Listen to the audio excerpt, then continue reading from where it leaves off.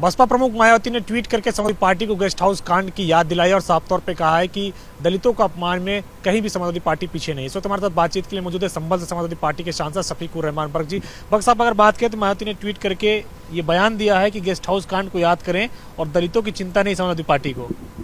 वो बहुत पुरानी बात हो गई, तो हालात दूसरे थे उस वक्त, इस वक्त हालात दूसरे हैं भाई। उसके बाद में क्या समाजवादी और अखिलेश यादव साथ न रहे, दोनों समाजवादी भी और बीएसपी भी दोनों साथ साथ लड़ी हैं पिछले इलेक्शन में।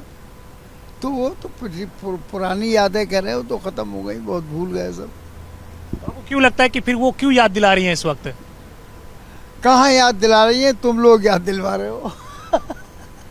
उन्होंने ट्वीट करके बाकायदा बयान दिया है और कहा कि गेस्ट हाउस कांड को याद करना चाहिए समाजवादी पार्टी को कि जब दलित महिला को सीएम बनने से रोका जा रहा था।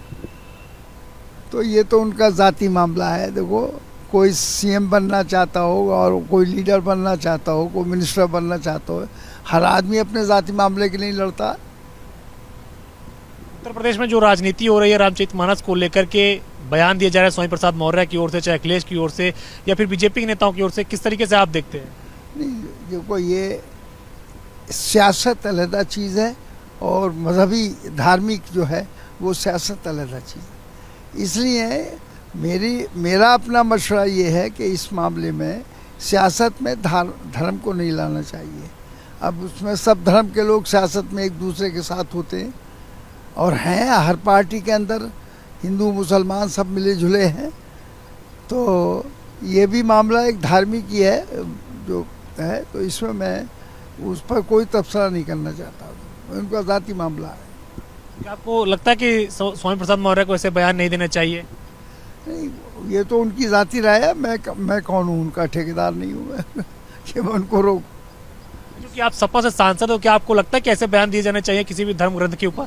सपा के सांसद होना और बात है, मैं भी सपा का हूँ, लेकिन मैं तो ये समझता हूँ कि धार्मिक ये सब कुछ धंधा जो है बीजेपी का चलाया हुआ है और बीजेपी चाहती है कि इसको धर्म से जोड़कर इस सियासत को किया जाए जिससे कि सारा हिंदू वोट जो हिंदू कहलाता है वो उनको मिल जाए, बस।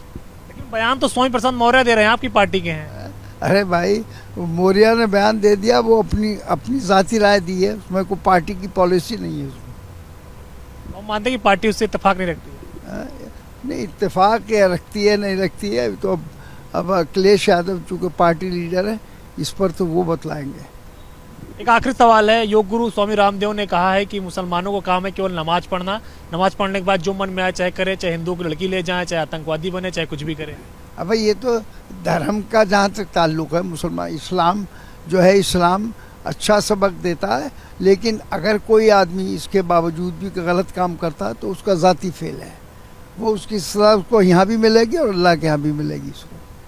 जो रामदेव कह रहे हैं उसको आप कैसे देखते हैं? नहीं, रामदेव गलत कह रहे हैं, वो ये तबसरा इस्लाम के ऊपर गलत कर रहे हैं। इस्लाम एक ऐसा मज़हब है जो सबको बराबरी का दर्जा देता है, न सिर्फ मुसलमानों को बल्कि सारे मुल्क के अंदर जितने भी मज़हब के लोग हैं सबकी इज्जत करता है इस्लाम। शुक्रिया। हमसे बातचीत करने के लिए ये हैं संभल से सपा सांसद शफीकुर रहमान बर्क, जिनका कहना है कि मायावती जब गेस्ट हाउस कांड की याद दिला रहे तो उसके बाद भी पिछला लोकसभा का चुनाव समाजवादी पार्टी के साथ मिलकर लड़ी हैं। अब न जाने क्यों इसकी याद उनको आ रही है। कृष्ण सुनील पांडे के साथ अविनाश तिवारी, एबीपी गंगा, दिल्ली।